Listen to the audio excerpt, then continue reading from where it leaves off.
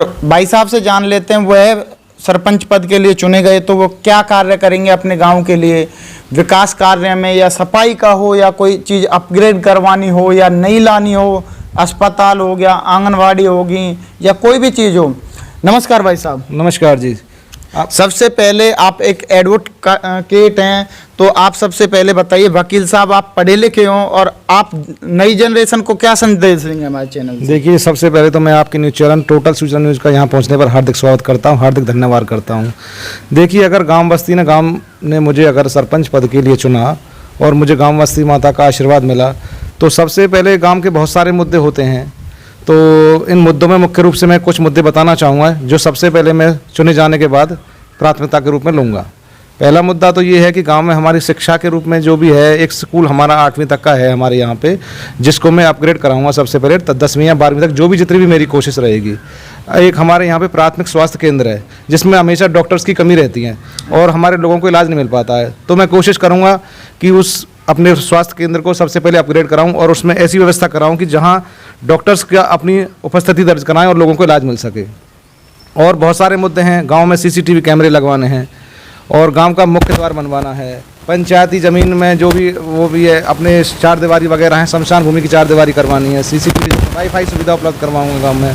बहुत सारे मुद्दे हैं। वाईफाई का मुद्दा आता है, लोग बच्चों को 10वीं क्लास या 12वीं क्लास तक, बच्चों को 9वीं से 12वीं क्लास तक टैब बांटे गए हैं जिनके लिए पढ़ाई के लिए सुविधा दी गई है, और वाईफाई एक ज़रूरी अनिवार्य भी है जो लगना चाहिए। और शिक्षा के क्षेत्र में आपने बता दिया, स्कूल अपग्रेड करवाएंगे, जो भी सभी सुविधा सरकार से मिलेगी उसको पहुंचाएंगे। और दूसरी समस्या आती है कि जैसे बीपीएल राशन कार्ड, जो गरीब तबके का लोग होता है, उसको आर्थिक समस्या से जो सरकार देती है, बीपीएल कार्ड नहीं बन पाते, उसका क्या रहेगा आपका? देखिए, मैं अब जैसे गांव में अब अपनी कैंपेनिंग कर रहा हूं अभी चुनाव के दौरान, तो मुझे फर्स्ट ऑफ यही शिकायत ज़्यादा मिल रही है गांव के परिवारों में कि भाई हमारे बीपीएल कार्ड नहीं बने हुए हैं। तो मेरी प्राथमिकता में ये रहेगा ये काम कि सबसे पहले मैं अपने गरीब रेखा से नीचे यापन करने वाले लोगों का बीपीएल कार्ड बनवाऊँ, उनके मकान के जो पैसे दिलवाए जाते हैं उनको मकान बनवा के लेके पैसे दिलवाऊँ। ये मेरी प्राथमिकता में रहेंगे मेरे काम। अच्छा, और जैसे युवा बच्चे हैं, आप पढ़े लिखे हो, जैसे आर्मी का, खेल स्पोर्ट में, जगत में हर प्रकार का देखो होता है। बच्चे आपका 2800 वोटिंग है, जनसंख्या भी लगभग आपकी 8000 से 7000 के बीच में गांव बैठता होगा, जिसमें काफ़ी बच्चे आर्मी की तैयारी या खेल जगत में अपनी तैयारी कर रहे होंगे, तो उसका क्या रहेगा बच्चों? देखिए, बच्चों के लिए हमारे यहाँ में वैसे तो स्कूल का ही ग्राउंड है, लेकिन मेरी कोशिश रहेगी अगर मैं सरपंच चुना जाता हूं तो बच्चों के लिए अलग से ग्राउंड बनवाऊं, उसमें ओपन जिम की व्यवस्था करवाऊंगा और उनके लिए सिंथेटिक ट्रैक बनवाने का मैं काम करूंगा, जिससे भी अपनी भाग दौड़ अपने ही मैदान में कर सकें, उनको सड़कों पर ना जाना पड़े जहां पे रोड एक्सीडेंट का खतरा रहता है, और अपनी वो भर्ती के लिए वहीं पर तैयारी कर सकें। अच्छा, और दूसरा क्वेश्चन, बारात घर लगातार गांव में हमने जो घूम के देखा है, बारात घर एक भी गांव में हमें अभी तक नहीं मिला है जो होना चाहिए। जो आजकल ज़मीन की बदली शॉर्टेज है, टेंट वगैरह या कुछ भी, तो बारात घर की क्या रहेगी आपकी? बारात घर की हमारे गांव में असुविधा है, जो कि हमारे गांव को बहुत ज़्यादा ज़रूरत है, क्योंकि गाँव में जो लोगों के अपने आयोजन होते हैं उनके लिए बड़ी काफ़ी समस्या होती है। हमारे गाँव के लोगों को हसनपुर जाना पड़ता है, जो जहाँ की काफ़ी दिक्कत आती है। मेरी प्राथमिकता में रहेगा ये काम, और मैं कोशिश करूँगा कि सबसे पहले और जो भी जैसे भी नंबर आएगा कि बारात घर का निर्माण करवाया जाए। पशुओं का हॉस्पिटल एक ज़रूर होना चाहिए, जैसे अभी मंकी पॉक्स की बीमारी पशुओं में आई थी, ज़्यादातर गाय में, फिर कहा गया था कि भैंसों वगैरह में भी और आई है, ये क्या रहेगा जो हॉस्पिटल है? देखिए, हमारे गांव में अभी रिसेंटली पशु हॉस्पिटल का निर्माण हुआ है, उसकी बिल्डिंग का निर्माण तो हो चुका है, लेकिन अभी डॉक्टर्स की सुविधा वहाँ पे नहीं है। अच्छा, रिसेंटली जो अभी निर्माण हुआ है, अभी उसमें डॉक्टर्स की सुविधा नहीं है। अच्छा, वो सरकार पिछले उम्मीदवार करवा चुके हैं, जो सरपंच रह चुके हैं, वो अभी निर्माण हुआ है, कुछ बाकी है, कुछ रह गया है, और डॉक्टर्स अभी उसमें आए नहीं है, और उसका ना ही उसमें कोई अभी काम शुरू हुआ है। तो कोशिश रहेगी कि जैसे ही अब कोई पंचायत चुने जाने के बाद अगर गाँव बस्ती का मुझ पर आशीर्वाद रहता है तो मैं उसमें डॉक्टर्स लाऊँ, अच्छे डॉक्टर्स लाऊँ, और जिससे हमारे यहाँ पशुओं का इलाज अच्छी तरीके से हो सके।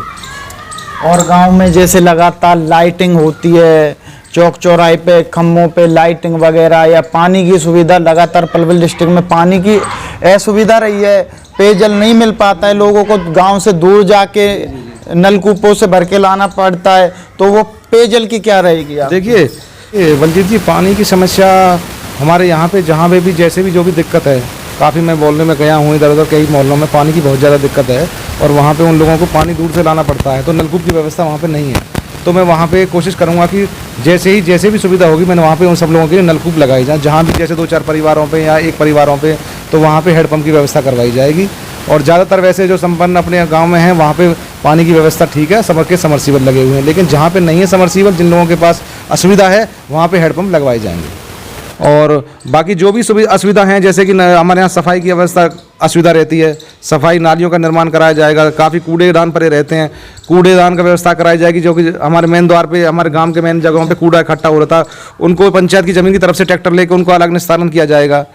ऐसे काम कई मुद्दे हैं जिनको आगे चल के किया जाएगा। ब्लॉक समिति के अंदर कुछ काम में ऐसे आते हैं जो चौक चौराहे पे सीट मुहैया करवानी, या जो कूड़ेदान के लिए डस्टबिन धरवाना लगातार, या कच्चे रास्तों जो खेत के लिए जाते हैं उन पे मट्टी गिरवाना। हम लगातार उनसे भी क्वेश्चन करेंगे जो ब्लॉक समिति के अंदर आते हैं। जो हमें ओपिनियन मिला, आप हमारे अपनी जनता से क्या कहना चाहोगे हमारे चैनल के माध्यम से? मैं तो अपने गांव की जनता से ये अपील करता हूं कि इस बार सच्चे, शिक्षित, ईमानदार, कर्मठ आदमी को चुनें, जो कि आपके आगे काम आ सके, आपके गांव का विकास कर सके, अच्छी सोच ला सके, युवा शक्ति को आगे बढ़ा सके, उनको नौकरियों में उनके लिए अच्छे कार्य कर सके, गांव की साफ सफाई कर सके, और गांव में अपने CCTV कैमरे हैं, लाइटिंग है, वाईफाई है, बहुत सारी सुविधाएँ हैं, उनको आगे कर सके।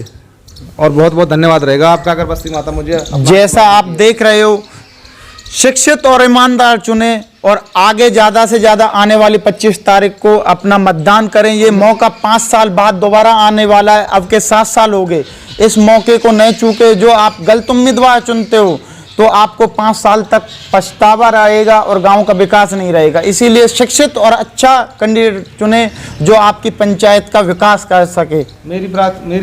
मेरी प्राथमिकता में एक सबसे ज़्यादा, जैसे कि मैं आपको पता है कि एक वकालत का काम करता हूँ, पेशे से मैं एक वकील हूँ, तो मेरी कोशिश रहेगी सबसे ज़्यादा कानून व्यवस्था में बदलाव लाना, न्याय व्यवस्था में पूरा भरोसा रखना कि जनता को न्याय के लिए इधर उधर ना भटकना पड़े, उनको यहीं न्याय मिल सके, उनको थाने दफ्तरों तहसीलों के चक्कर ना काटने पड़े। ये मेरा काम सबसे पहले रहेगा। जैसे युवा सोच है, अब के हमने देखा हर गांव गए, युवा कैंडिडेट इलेक्शन में ज़्यादा भाग ले रहे हैं, युवा कैंडिडेट आ रहे हैं। इसलिए शिक्षित और अच्छे कैंडिडेट को चुनें और मतदान ज़्यादा से ज़्यादा करें।